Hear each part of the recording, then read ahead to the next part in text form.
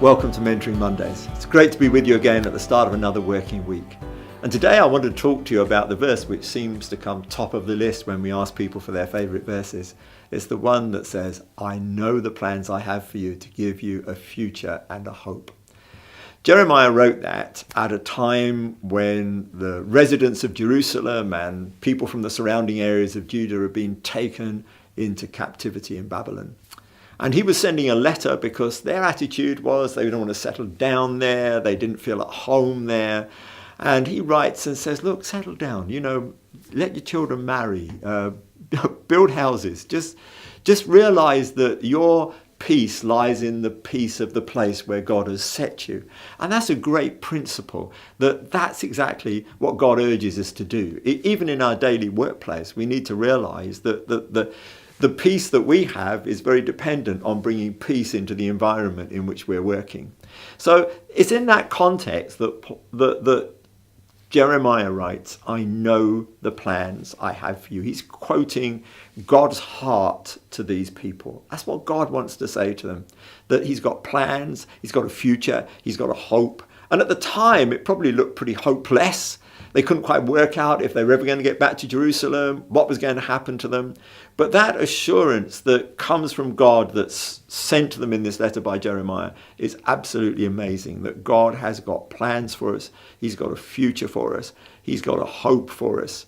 And in some ways, those things flow very closely together. The fact that God's got a plan is what gives us hope. And it's also that fact that God's got a plan that ensures that we have a future. And I wonder how much in our day-to-day workplace we should be relying on that kind of situation in order to see through the challenges that come our way.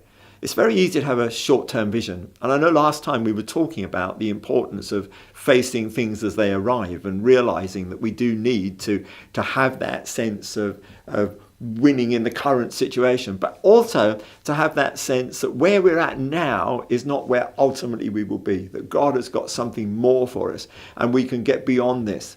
There's a little phrase in the Bible that crops up a lot of times in the New Testament where it says, and it came to pass. One of the things I've found that's helped me a lot in just coping with day-to-day challenges is that things come to pass. They don't necessarily come to stay, and that God has got a future and a hope and plans for us that go beyond the immediate. You may feel today that you're right in an absolutely wonderful flow of what God is doing for you. And if so, you may look at that verse and think, yeah, that's really easy to believe, but I want you to believe it even if it's tough at the moment, that God has got a future for you, God's got plans for you, and God's got hope for you. And you need to subscribe to that and say, God, I want to go your way and find out what your perfect will is for my life. So do think about that in this coming week, and I look forward to seeing you again. But it's great to have you here as we share together on Mentoring Mondays. Thanks for watching. If you've been watching on Facebook, hit the like button. If you've been watching on YouTube, subscribe to the channel. Thanks.